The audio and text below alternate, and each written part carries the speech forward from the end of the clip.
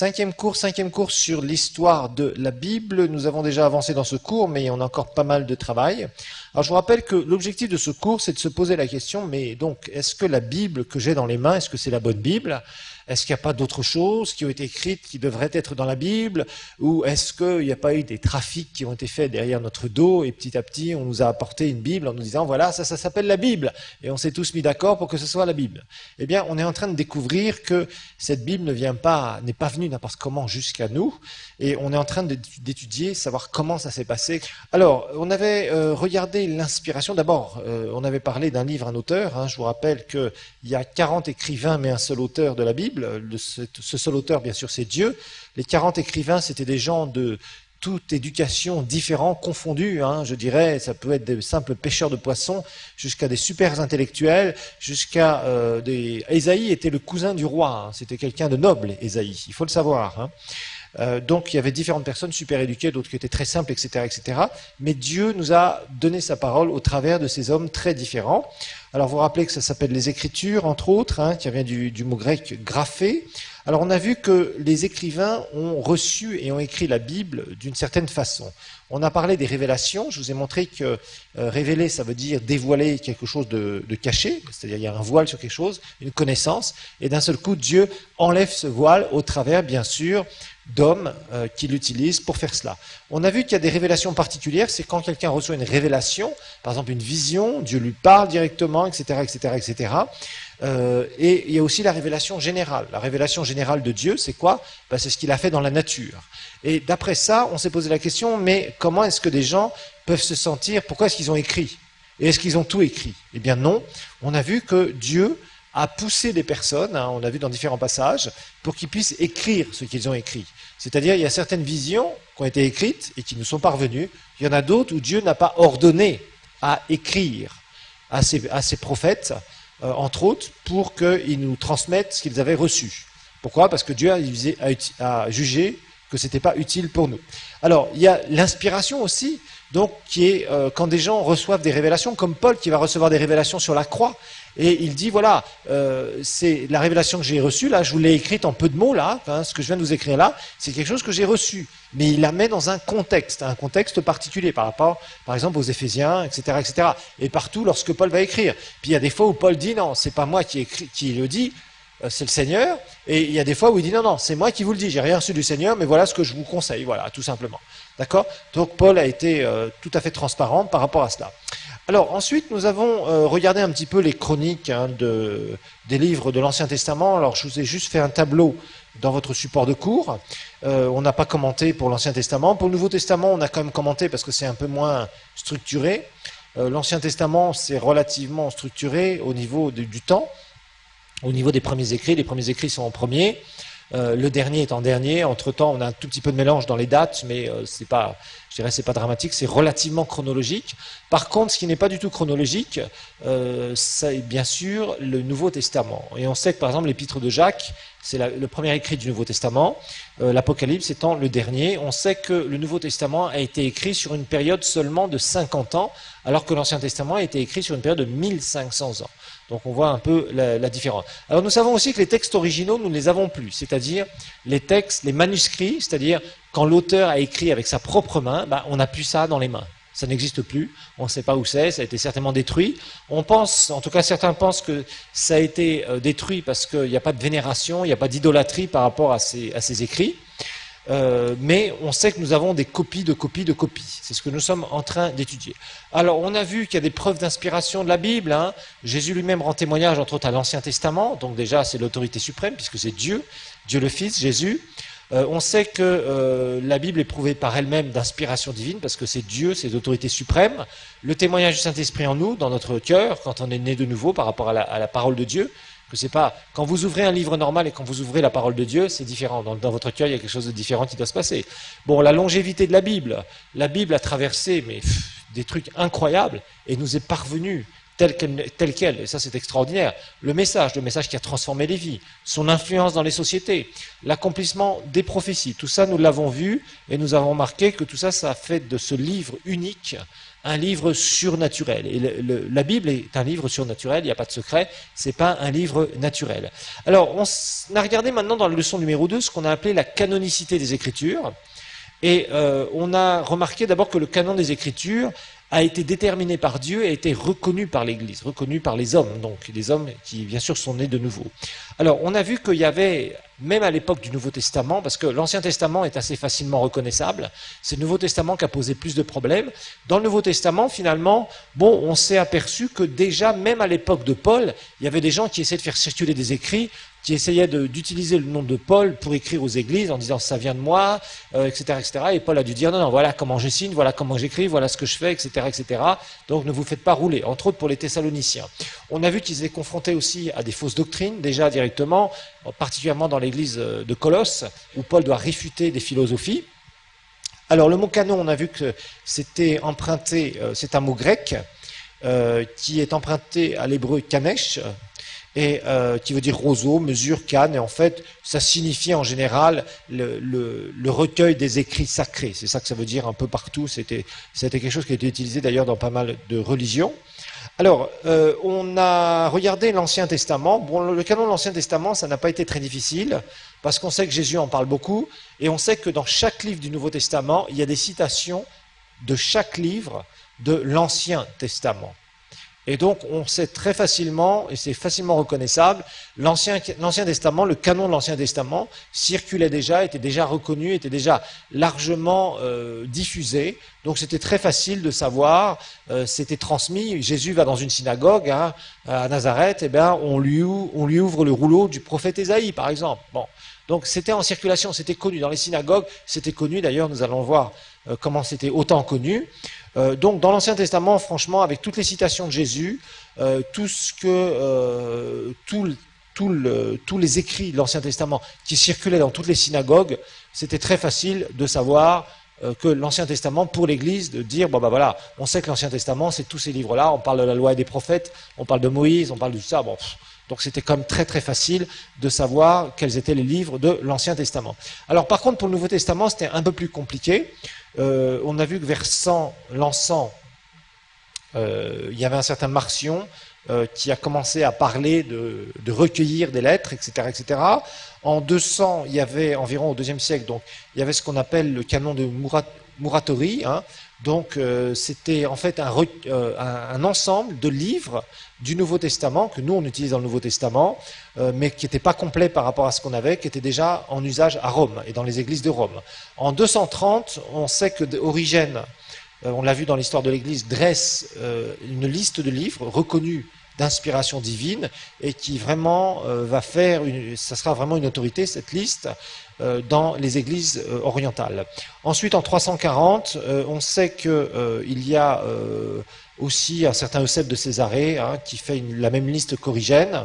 Et puis finalement, c'est vraiment en 393 et surtout en 397, à partir de 397, où il y a un concile d'abord d'Hippone et ensuite de Carthage, Hippone en Algérie et Carthage aussi en Tunisie, où on ratifie le canon du Nouveau Testament. Donc on sait déjà qu'au IVe siècle, c'était clair, à la fin, on sait qu'il y avait cette liste où on reconnaissait un certain nombre et on sait quelle est cette liste. Donc ça c'est très clair, donc c'est assez facile après pour le Nouveau Testament. Bon, on sait très bien que chez les catholiques, c'est le Concile de Trente, en Espagne, qui a vraiment ratifié le canon du Nouveau Testament. Même dans l'Ancien, ils ont rajouté un certain nombre de livres, ce qu'on appelait le livre apocryphe. Nous l'avons déjà vu. Hein. On a vu aussi un certain nombre de critères pour reconnaître l'inspiration divine. Hein. Pourquoi est-ce qu'on prend tel ou tel livre? Pourquoi est-ce que l'Église a décidé, dans toutes ces périodes-là, d'accepter ou de refuser certains livres? On a vu la nature des écrits, on a vu Dieu et Christ exaltés. On a vu que chaque livre devait reconnaître la personnalité, donc, de Christ. On a vu que le message doit être universel, c'est-à-dire que ça ne doit pas répondre à certains types de personnes, et puis Dieu dit, ceux-là, c'est mes petits préférés, ceux-là, je ne suis pas d'accord avec eux, ils n'auront rien, je ne les aime pas. Mais Dieu est un Dieu pour tous les êtres humains. les mêmes promesses pour tous à partir du moment où ils rentrent dans ces alliances. On a vu la haute moralité de la Bible, c'est-à-dire de chaque livre doit être exact, il n'y a pas d'erreur, de trucs un peu bizarres. L'autorité de la parole, donc chaque livre a vraiment une autorité, représente quelque chose de particulier pour les croyants et a amené une transformation et évidemment un livre de puissance d'une manière générale. Donc on sait que rien ne peut être enlevé aux Écritures, rien ne peut être rajouté aux Écritures, et on sait très bien que le canon donc est complet, le canon du Nouveau Testament est complet, et que de toute façon, maintenant il nous faut plus de preuves. On dit ok, on a ces listes-là, ces listes de livres, d'accord, mais comment est-ce que ces textes nous sont parvenus, et est-ce que le fait que ces textes nous soient parvenus, on ait une exactitude de cette transmission des textes. Et c'est là où on est arrivé à la leçon numéro 3, la transmission des manuscrits. Et on a vu qu'une transmission, c'est quoi dans une voiture? C'est ce qui relie le moteur aux roues, ce qui donne la puissance aux roues à partir du moteur. Et là, on a commencé à voir un certain nombre de choses. On s'est dit, bon, ces écrits ont été faits quelque part. Il y a eu un jour J, une heure H, une minute M, où des écrivains ont écrit, voilà. Ils ont écrit sur certains supports. Quels étaient ces supports? Est-ce que ça nous a été transmis? Comment ça nous a été transmis? Bon. Et on s'est aperçu qu'il y avait 6 maillons dans la chaîne de transmission des manuscrits. Alors, d'abord les manuscrits eux-mêmes, ce qu'on est en train d'étudier. Et on sait que de toute façon, les originaux, c'est-à-dire là où l'écrivain a mis sa plume et a écrit sur le support, on sait que ça, de toute façon, nous ne l'avons plus. Ok. Par contre, on sait que nous avons des copies de ces originaux, de manuscrits. Et c'est ça ce qu'on est en train d'étudier. Après, on verra qu'il y a des traductions des anciens manuscrits qui vont se recouper dans différents siècles. Ensuite, on verra la citation des écrivains eux-mêmes. Dans le Nouveau Testament, il y a beaucoup de citations de l'Ancien Testament. On verra les livres liturgiques aussi, surtout dans l'histoire de l'Église catholique, qui a été très longue, qui a commencé, donc dirions-nous, vers 4e, 5e siècle, 6e siècle, où là, l'Église catholique s'est établie. Et eux, ils avaient des portions d'écriture qu'ils ont recitées dans leurs livres. Dans tout ce qui est missel, etc., pendant les messes, eh bien, il y avait des livres où on citait les Écritures et où il y a des commentaires. Ces livres existent toujours. Donc, les Écritures ont bien été prises quelque part. Donc, c'est ça qu'on est en train de rechercher. Et puis ensuite, on verra les traductions les plus récentes, ce qu'on appelle les versions dites modernes. Alors, nous avions vu la dernière fois le premier maillon et le deuxième maillon. On en est dessus actuellement, on va continuer aujourd'hui. Et on a vu donc d'abord le mot manuscrit veut dire écrit à la main, ça on le sait. On sait qu'au départ, les hommes ont écrit sur du papyrus. Donc le papyrus, on en a ici, enfin, on sait comment fabriquer dans la région où nous habitons ici. On pense qu'il a été inventé entre 4000 et 5000 ans avant Jésus. Avant nous, pardon, excusez-moi. On sait que c'était très utilisé en Égypte, que c'est de la plante, des tiges de plantes qu'on mettait ensemble, qu'on collait ensemble, et on en faisait des grands papyrus, et dessus, bien, on écrivait. Le problème du papyrus, c'est que dans les pays très secs, il se conserve très bien. Il suffit qu'il y ait de l'humidité sur un papyrus ancien, et l'encre commence à couler, et ça devient illisible. Donc tout ça, c'est pas gérable. Et on sait que donc le papyrus va être abandonné. Alors, je vous ai montré la dernière fois qu'il y a un grand papyrus qui nous reste, qui est le plus grand papyrus de ce monde, qui fait 41 mètres de long, qu'on appelle le papyrus Harris. Alors, nous avions commencé à voir le parchemin, et le parchemin, c'était la deuxième façon, parce que rappelez-vous que le papier n'a pas été inventé tout de suite. Le papier est une invention assez récente, de quelques siècles. Entre-temps, on écrivait. On écrivait sur quoi? On écrivait sur du parchemin. Et on a vu que le parchemin, c'était quoi? C'était la peau d'animal. On prenait des animaux. Certains, par exemple, les animaux étaient très pratiques, leur peau était très pratique, surtout dans les veaux mornés. Les veaux mornés, ça s'appelait du vélin, ont une très bonne peau à récupérer pour faire du parchemin. Donc le parchemin, c'est, on a vu de la peau qui est traitée, qui est huilée d'une certaine façon, avec de l'huile, donc on met de l'huile, on la lave d'une certaine façon, on la polit d'une certaine façon, on la huile d'une certaine façon, et après on peut écrire dessus, et c'est un support qui reste très très longtemps, qui est très viable au niveau du temps. Et heureusement d'ailleurs, parce que sinon ça nous aurait posé beaucoup de problèmes. Alors, les feuilles de parchemin qu'on assemble, ça peut être des grands trucs, ont été utilisées de deux façons. La première façon, on l'a vu en rouleau, Jésus nous en parle dans Luc chapitre 4, je vous rappelle, hein, quand Jésus vient dans cette synagogue de Nazareth, eh bien, on lui donne le rouleau. Et c'était des rouleaux, donc ça existe encore d'ailleurs chez les Juifs, hein, mais ils sont plus en parchemin. C'est deux gros rouleaux comme ça, qu'on assemble avec deux bâtons, et on déroule, on écarte les bâtons, et on déroule, et on lit au fur et à mesure. Et donc c'est comme ça que d'ailleurs les lectures se font encore dans certains endroits où on applique la loi juive, la loi de Moïse. Alors on appelait ça donc les volumens ou rouleaux, hein, donc ça on le voit. Alors par contre, plus tard, va apparaître le système du codex. Le codex, nous l'avons vu parce qu'on va beaucoup en parler aujourd'hui, c'est en fait prendre des parchemins et en faire des grandes feuilles, des feuilles rectangulaires, et puis les coudre ensemble. Donc ça fait une sorte de livre, si vous voulez. Alors un livre d'une épaisseur, vous imaginez, parce que nous avons la chance d'avoir du papier qui est très fin. Il y a même du papier Bible qui est ultra fin, où vous avez des Bibles de cette épaisseur-là, c'est absolument super. Vous emmenez ça un peu partout, vous avez toute la Bible écrite avec un papier qui est ultra fin et qui est extrêmement solide. Maintenant, on a des techniques qui sont très bonnes, mais il faut le dire, à cette époque-là, c'était pas le cas. Donc, ils faisaient ça sur du parchemin, et puis, c'était pas super évident. Alors, on a vu que dans l'Ancien Testament, pour cette transmission, pour ces copies, on a vu que l'Ancien Testament a été beaucoup copié, donc surtout par les scribes au départ. Les scribes faisaient très attention. Sur chaque lettre de l'alphabet hébreu, ils mettaient un numéro à côté, 1, 2, 3, 4, etc., croissant. Et après, on faisait des mots. Et les mots, à chaque mot, on additionnait le poids de chaque lettre, et ça donnait un nombre pour un mot. Et c'est comme ça qu'on vérifiait avec les lignes aussi. On additionnait chaque nombre de chaque mot pour faire les lignes, etc. Donc c'était très compliqué. C'était des techniques de vérification, surtout je dirais avant la venue de Jésus. C'est comme ça qu'on recopiait. Je vous rappelle que l'hébreu à l'époque n'avait pas de voyelles. On a vu qu'après, bien entre le 2e et le 9e siècle après Jésus, il y a eu un groupe de rabbins juifs, parce que rappelez-vous que quelques siècles après Jésus, il y a eu des difficultés pour les Juifs. Les Juifs n'avaient plus de nation, puisqu'après 70, Jérusalem a été détruite. On a vu que dans l'histoire de l'Église, au début, l'Église était très judaïsante, mais très rapidement, l'épicentre du christianisme s'est déplacé de Jérusalem vers Antioche, d'Antioche vers Éphèse.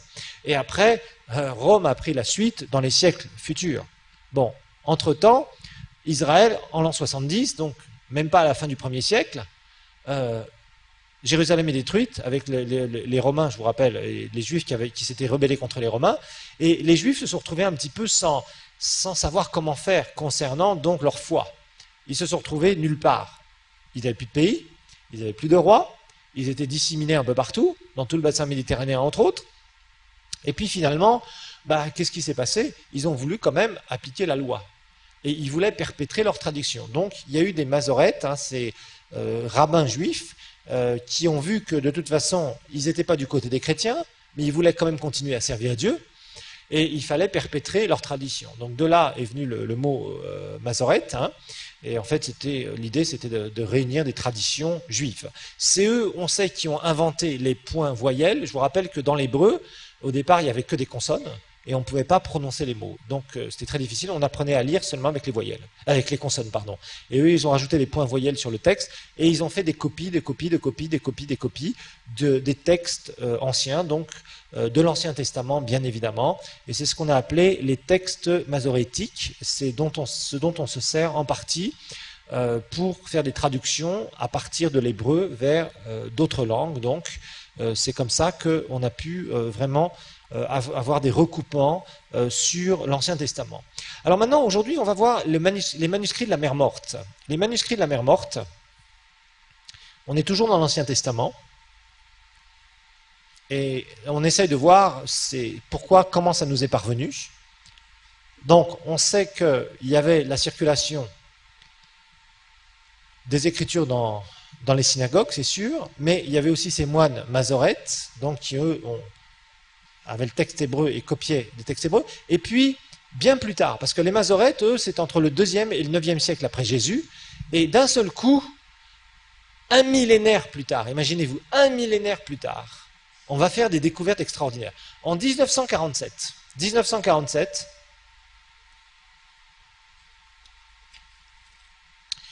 il y avait donc des bédouins arabes, donc des gens qui vivaient, vous savez, avec des chameaux, en train de faire paître leurs bestioles à droite à gauche, vraiment des paysans, quoi, des éleveurs, qui étaient tranquillement donc en Israël et dans un endroit qui s'appelle Qumran.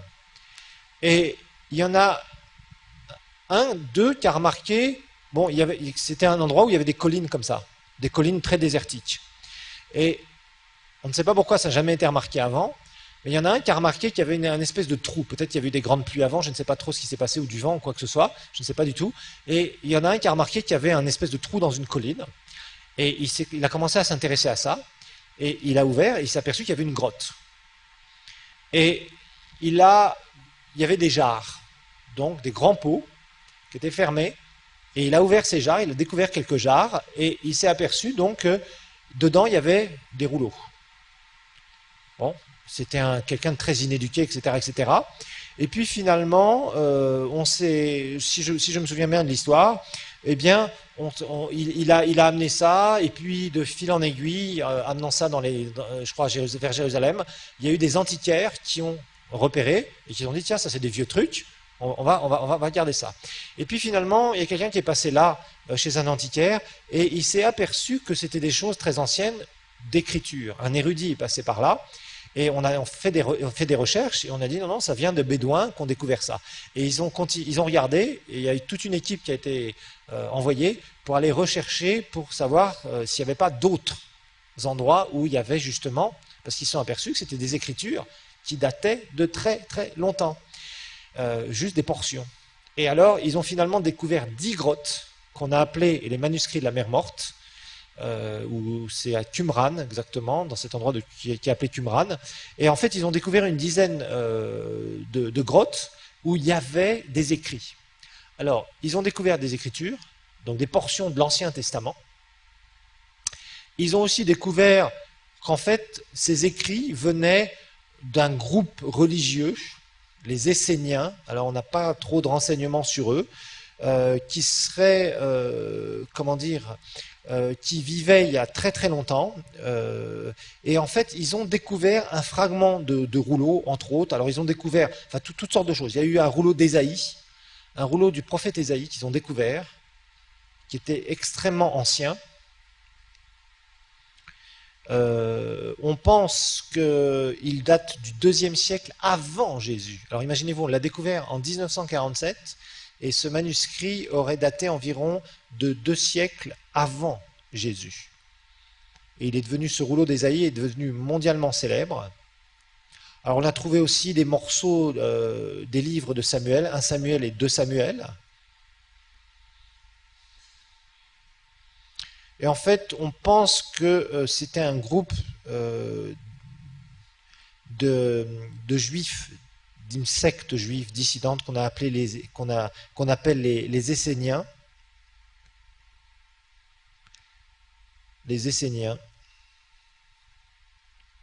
Et alors, ce qui était intéressant, c'est que tous les fragments qu'on a eus, le rouleau d'Ésaïe, le rouleau donc de Samuel aussi, les rouleaux de Samuel, etc., etc., les différents fragments qu'on a eus, parce qu'il y avait beaucoup de fragments, il n'y avait pas énormément de livres complets, on a recoupé ça avec tout ce qu'on avait trouvé avec les Masorètes, donc tout ce que les Masorètes avaient copié. Et les Masorètes, rappelez-vous, ont vécu entre le 2e et le 9e siècle.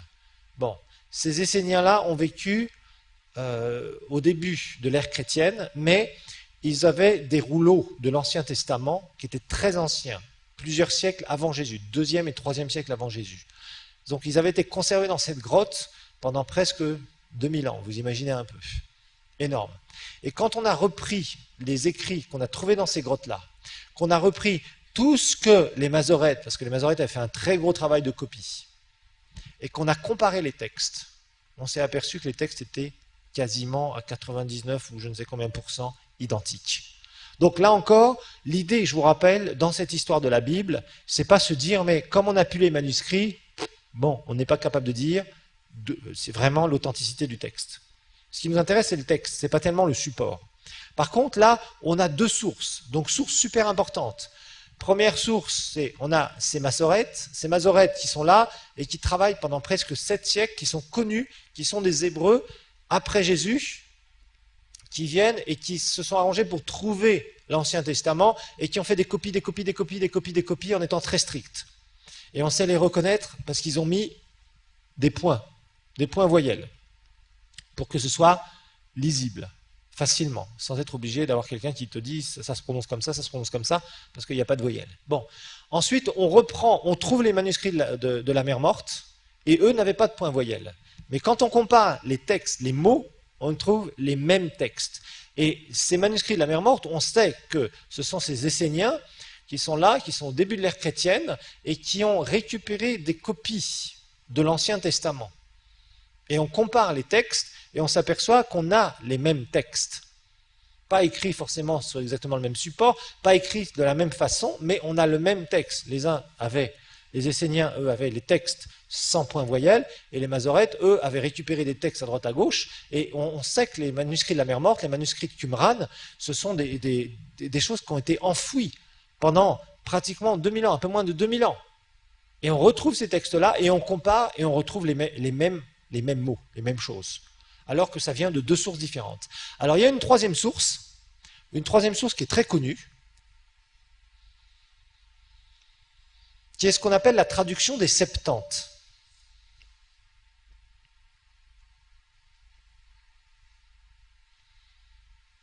La traduction des Septante,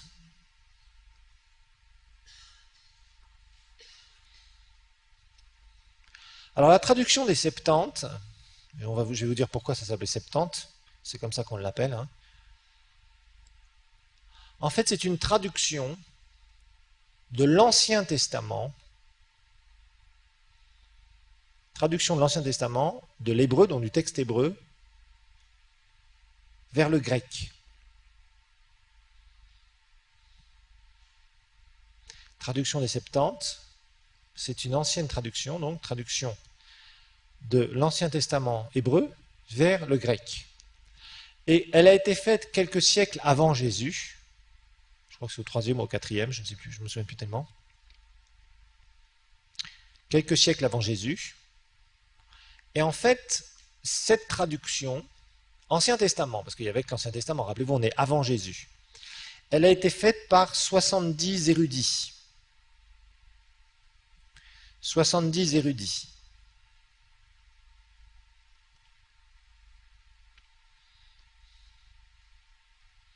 Alors à l'époque, c'était l'Empire grec, l'Empire d'Alexandre le Grand. Quand cette traduction a été faite, c'était l'Empire d'Alexandre le Grand, qui était grécophone, je vous rappelle.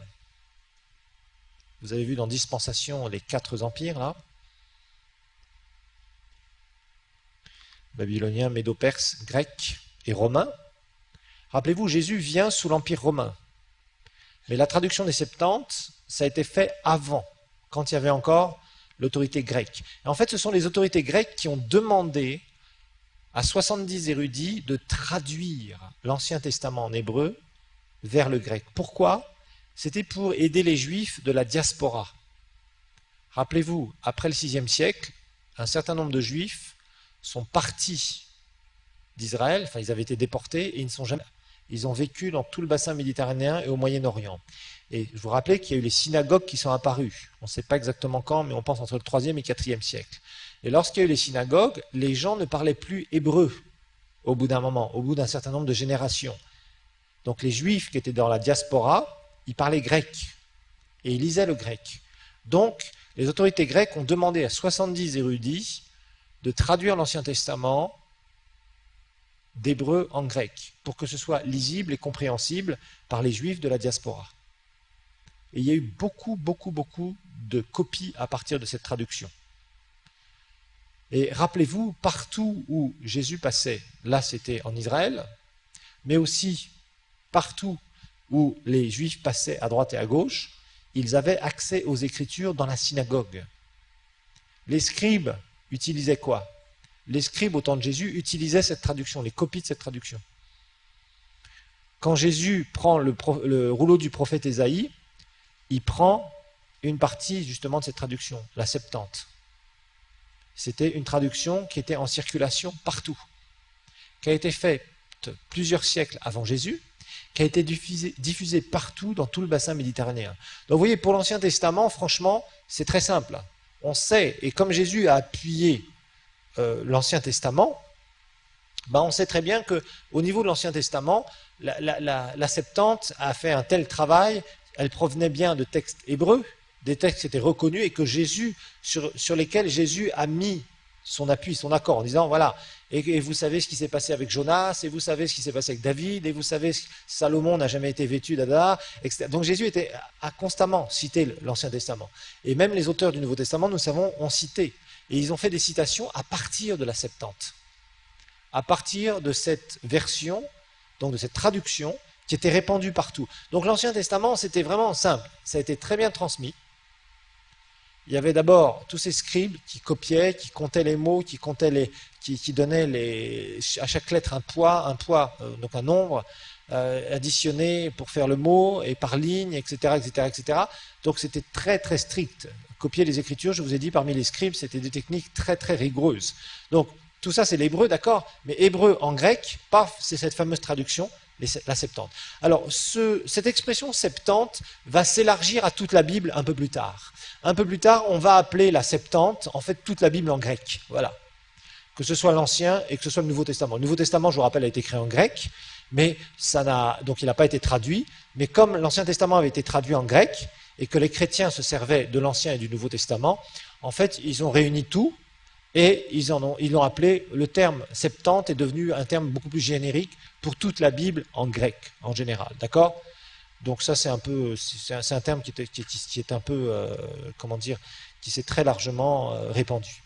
Alors, maintenant la Bible dans toute sa totalité. La Bible dans toute sa totalité, eh bien, il nous reste des copies, en fait il nous reste 3 grandes copies.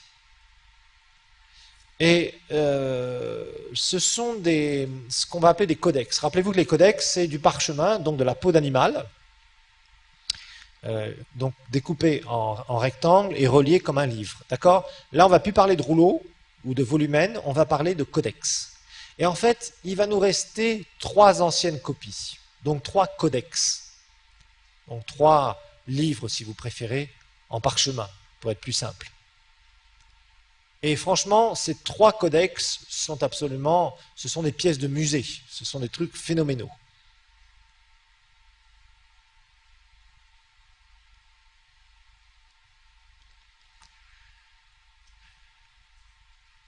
Alors, ces 3 codex, eux ont été écrits sur de la peau d'antilope, d'ailleurs, et ils sont vraiment dans un état exceptionnel. Le premier qu'on a, c'est le Codex Vaticanus. C'est comme le Vatican, vous mettez comme Vatican et vous rajoutez un US. On va d'ailleurs le projeter tout de suite, le Codex Vaticanus. Si on peut le projeter. Voilà, donc ça ressemble à ça, ce que vous voyez là sur votre écran. Ça, c'est une page du Codex Vaticanus. Je vous ai aussi mis ça dans vos supports de cours. Et en fait, vous voyez comment c'est écrit, donc c'est du parchemin, voilà. Et il y a une grande partie de la Bible, donc ce sont des gros, c'est énorme, hein, comme livre, en fait il y a plusieurs volumes bien sûr, et c'est la plus vieille copie de toute la Bible en grec que nous possédons. Bon, elle n'est pas complète, et elle daterait du IVe siècle après Jésus. Donc imaginez-vous le travail pour faire ça, on va en parler. Donc 4e siècle après Jésus, et 4e siècle, ça vous fait penser à quoi? Ça vous fait déjà penser dans l'histoire de l'Église à l'empereur Constantin, bien évidemment. Et on verra que Constantin a commandé 50 copies de toute la Bible, en fait, qui va distribuer un peu partout. Et on pense que les 3 codex qui nous restent, donc les 3 copies qui nous restent, ça serait les 3 sur 50 que Constantin aurait fait commander. Alors, en fait, dans ce codex, donc dans ce, entre guillemets, livre fait en parchemin, on peut continuer à l'afficher, c'est pas un problème. En fait, on s'aperçoit que il y a quand même, dans ce codex Vaticanus, en fait, ça s'appelle Vaticanus parce que c'est le Vatican qui le garde précieusement d'ailleurs. C'est pour ça que ça, on verra une petite histoire là-dessus d'ailleurs. Il manque le livre de la Genèse, il manque une partie de l'épître aux Hébreux, il manque les épîtres pastorales, et puis l'Apocalypse. Et l'Apocalypse. Alors, il y a une écriture spéciale, on va mettre la diapositive suivante, où on va voir l'écrit en oncial, ce qu'on appelle. Écrit en oncial. Est-ce qu'on peut mettre l'image suivante? Voilà, c'est ça. Regardez ici, c'était écrit comme ça. Alors, vous voyez que en fait, l'écriture en oncial, c'est une écriture qui est un peu différente des autres écritures. D'abord, vous remarquez qu'il n'y a pas de coupure entre les mots. C'était une écriture en majuscules uniquement. Ça, c'est du grec ancien, où il n'y a que des majuscules et il n'y a pas de coupure entre les mots. En fait, c'est un truc continu. Il n'y a pas de coupure entre les mots, il n'y a pas d'interligne entre les mots, il n'y a pas d'espace entre les mots, pardon. Il n'y a pas d'espace entre les mots. C'est des majuscules en continu. Alors évidemment, pour lire ça, il faut quand même être un peu fort. Moi, je lis un peu le grec, hein, mais j'avoue franchement que pour lire comme ça, c'est pas évident. Alors après, il y a eu un texte grec à partir de ça, hein, parce qu'en fait, ces manuscrits-là, on les a beaucoup utilisés pour pouvoir tirer un texte grec. Et là, on séparera les mots. Hein, ça a été fait d'une façon assez récente. On a fait ce qu'on appelle le grec autorisé. Par exemple, dans le Nouveau Testament, on reprend tout cela et on sépare et on écrit en minuscules. Là, c'est des majuscules. On écrit en minuscules et à partir de ce texte qu'on aura pris à partir de ces codex-là, on va remettre tout ça sur du papier, refaire ça, je dirais, d'une façon plus lisible. Et c'est à partir de ça que les traductions sont faites, les traductions modernes sont faites. D'accord? On ne reprend pas ce texte ici parce que ce texte est un peu difficile à lire. Il faut vraiment être un érudit. Donc, l'oncial, l'écriture onciale, c'était comme ça. C'était donc des majuscules. Donc, c'est très lisible, c'est-à-dire, si on fait un travail là-dessus, c'est un texte qui est très lisible encore. Vous imaginez, 4e siècle à nos jours, c'est vieux de 1600 ans, ça. Imaginez-vous. Et on est encore capable de le lire très bien. À partir du moment où c'est pas abîmé. Il y a des pages qui ont été abîmées, bien sûr, hein, avec le temps. C'est pour ça, par exemple, l'Apocalypse sur le Codex Vaticanus est illisible, parce que ça a été trop abîmé. Mais la plupart de la Bible est encore là, et on est capable, si quelqu'un, on lui apprend à lire, je vous dirais, c'est tout à fait lisible. Ce que vous avez là, c'est tout à fait lisible par des gens qui sont érudits, sans aucun problème, et sans erreur, si vous voulez. Alors l'avantage de l'oncial, c'est qu'il n'y a pas d'erreur possible ici. Dans le texte, c'est très facile à lire, je veux dire, pour les gens qui sont habitués, ils lisent ça, ils séparent les mots, ils vous disent ce que ça fait, etc., etc., hein, qu'est-ce que ça veut dire, sans aucun doute. En minuscule, il y a des erreurs qui peuvent se glisser beaucoup plus facilement. Et là, franchement, c'était pas possible de glisser des erreurs. Alors évidemment, l'oncial a été très critiqué, ce type de mode d'écrit, parce qu'évidemment, ça prend beaucoup de place. Vous imaginez bien hein, que ce genre de texte, ça prend énormément de place pour très peu, je dirais, pour dire peu de choses en fait. Donc ça représente énormément de volume.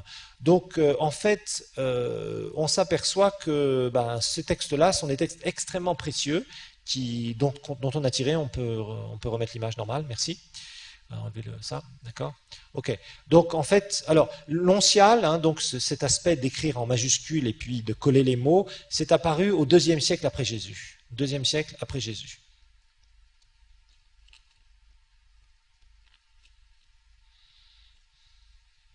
Deuxième siècle après Jésus. Et c'était vraiment très, très courant d'écrire en oncial au IIIe siècle. Donc, c'est pour ça qu'on date à peu près ces codex, en tout cas celui-ci du IVe siècle. Ok. Alors ensuite, il y a un deuxième codex, c'est le codex Sinaiticus. On va l'afficher. Le Sinaiticus.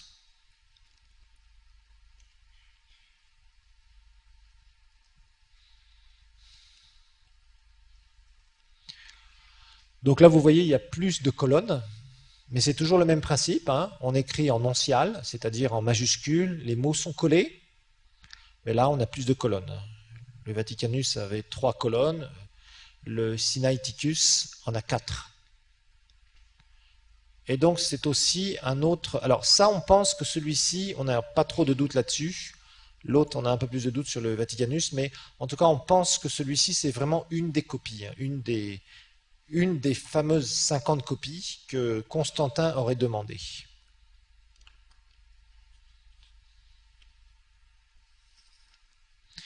Et ce codex, alors pour le Vaticanus, on ne sait pas exactement. C'est le Vatican qui l'a conservé. On ne sait pas comment il s'est parvenu au Vatican.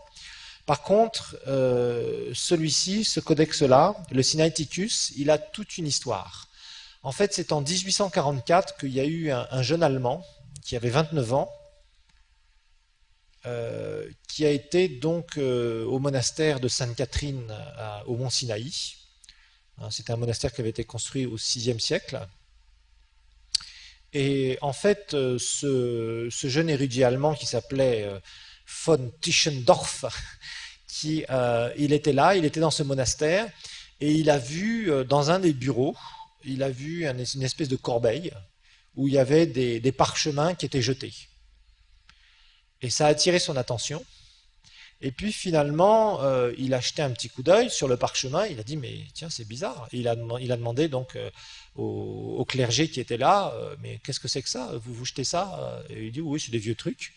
En fait, lui, Tischendorf, il a fait attention. Pourtant, c'était des chrétiens, c'était des moines chrétiens qui tenaient le monastère, mais ils n'ont pas fait attention à cela. Et ils étaient en train de jeter des portions d'écriture qui dataient, imaginez, de je ne sais combien de siècles. Et donc, Tischendorf a dit, mais tiens, qu'est-ce que c'est? Il a regardé de plus près, il s'est aperçu que c'était des copies, des vieilles copies des écritures. Très vieilles copies. Et il a demandé aux autorités là, mais d'où est-ce que ça provient, quoi? Voilà, il y a toute une histoire. Il a commencé à attirer l'attention du clergé parce qu'il voulait absolument récupérer tout ça. Et bon, il y a eu toute une histoire il est revenu, il a fait des recherches, il a trouvé le reste des manuscrits. Et en fait, bon, alors il y a eu toute une histoire de tribulation. Alors d'abord, il faut savoir que quand des gens ont découvert ça, après évidemment il y a eu de la spéculation parce que c'était quand même une portion des Écritures qui valait c'était sans prix. Donc il y a eu des pages qui ont été enlevées, qui ont été revendues. Il y a eu bon, c'était donc il y a eu toute une histoire, comment dire. Ces manuscrits ont été donc vers les autorités soviétiques. Après, la Grande-Bretagne les a rachetés aux autorités d'Union soviétique et ils ont déposé ça au British Museum. Donc en fait, aujourd'hui, ce manuscrit reste dans les mains des Anglais. Les Anglais se sont appropriés beaucoup de choses dans le monde. Ils ont pris beaucoup de choses dans le monde qu'ils ont ramené là-bas, qu'ils ont ramené chez eux, d'accord? Et en fait, aujourd'hui, donc c'est au British Museum, l'ayant racheté des autorités russes. Alors les Russes maintenant sont en train de contester après. Enfin bref, c'est des histoires politiques entre eux. Peu importe. Mais en tout cas, une chose est sûre, c'est que ce manuscrit est d'une grande valeur. Alors il a été étudié particulièrement en 2005. On a fait beaucoup d'études là-dessus, on a regardé, on a fait pas mal de choses. Alors évidemment, ce genre de manuscrit, on compare. Ce qui est intéressant, c'est que on a un manuscrit qui vient d'une source qu'on a retrouvée au monastère de Sainte-Catherine en 1844. On a quelque chose qui vient du Vatican et qui a été conservé au Vatican pendant des siècles et des siècles et des siècles et des siècles. D'ailleurs, quand Tischendorf quand les différents, comment dire, manuscrits ont commencé à émerger, c'est là où le Vatican a dit, nous aussi on en a un, en fait. C'est là où les autorités catholiques ont dit, oui, mais nous aussi on a un vieux manuscrit, vous voyez. Et c'est pour ça. Donc c'était bien parce que ça permet des comparaisons, etc., etc. Alors ensuite, il y a un autre codex, le troisième qu'on a. Le troisième qu'on a, c'est donc le codex Alexandrinus. Vous avez parlé en us. Vaticanus, Sinaiticus, Alexandrinus. Alors je sais que vous allez réviser vos notes, ça va être formidable ça. Vous allez parler en us. Et en fait, on pense que le Codex Alexandrinus, on pense qu'il date à peu près du 5e siècle. 5e siècle.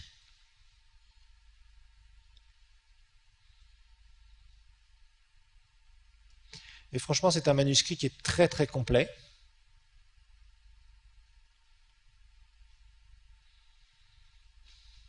Et c'est encore les Anglais qui ont conservé ça. Il y a toute une histoire derrière, on va la passer. Vous l'avez dans vos notes. C'est donc conservé encore par les Anglais au British Museum à Londres. Pardon, British Library, excusez-moi. À la British Library, c'est-à-dire la bibliothèque de Londres.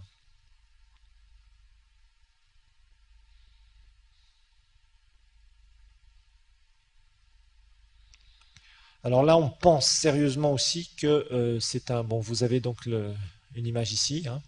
On pense aussi que ça a été une des copies Constantin avait demandé à l'époque, hein,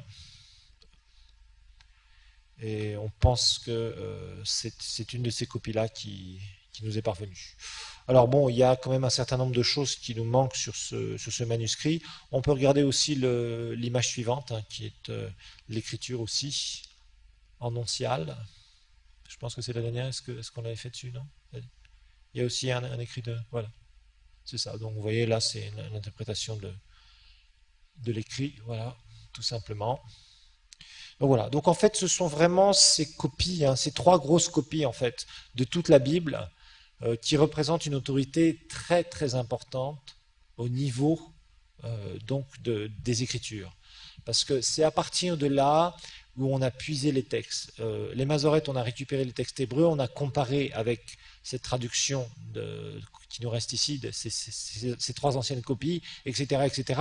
Et on s'aperçoit que les textes sont identiques. Donc ils viennent de sources différentes. Ils nous sont parvenus de façon différente.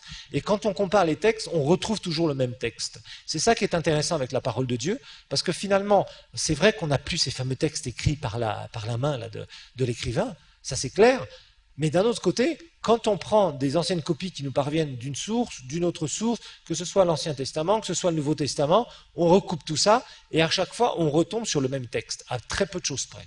Vraiment à 0,0 je sais quoi %, on retombe sur le même texte. Donc c'est intéressant parce que ça permet, avec ces recoupements-là, hein, je vous rappelle que si vous faites une photocopie de photocopie de photocopie de photocopie, que vous en distribuez, je ne sais pas moi, des milliers quelque part, et qu'après 10 ou 15 ans ou 50 ans plus tard, vous essayez de récupérer quelques copies, eh bien, si vous les comparez et que vous trouvez la même chose, ces copies de copies de copies de copies, ça provient bien d'un original quelque part. Et surtout si ça vient de sources différentes. Donc c'est un peu comme ça qu'on a recoupé les textes de la Bible, dans l'histoire de la Bible. On ne dit pas, ben voilà, on a les originaux, voilà, c'est ce que Paul a écrit, voilà le parchemin sur lequel Paul... Non, ça c'est clair, on ne l'a plus.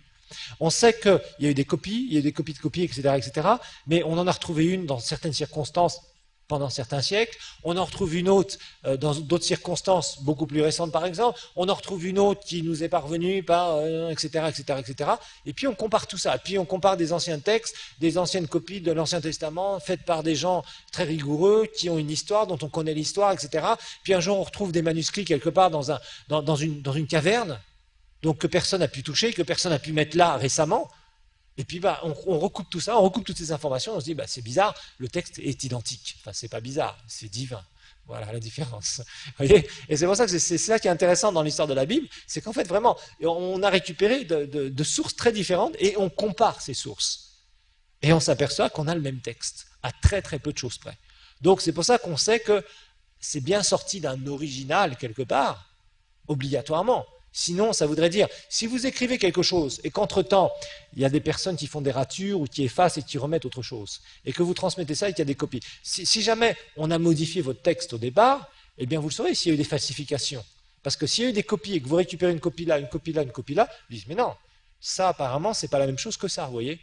Alors que là, avec l'écriture, sachant bien sûr que c'était les textes sacrés, donc les juifs faisaient attention aux textes sacrés, les copistes, les scribes qui copiaient ça, ils savaient qu'ils ne pouvaient pas prendre le nom de l'Éternel en vain, hein. Alors on ne blaguait pas. Hein.